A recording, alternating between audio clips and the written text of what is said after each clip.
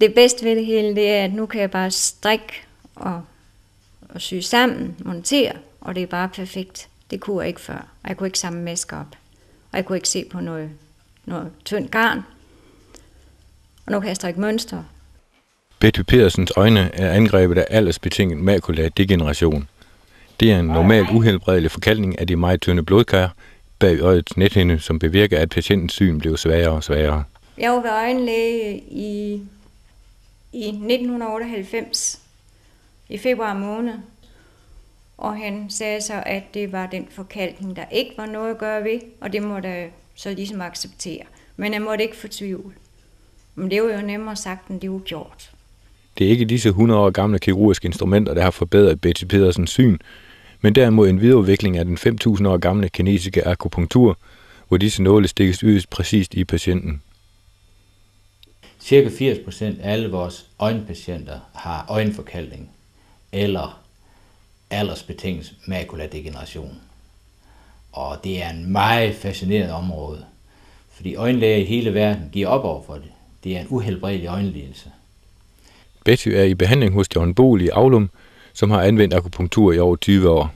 De sidste 13 år har han koncentreret sig om behandling af øjensygdomme. John Bohl er også kendt for at have behandlet så kendte sportsstjerner som Bjarne Riise og Jan Ullrich fra det tyske cykelhold Telekom.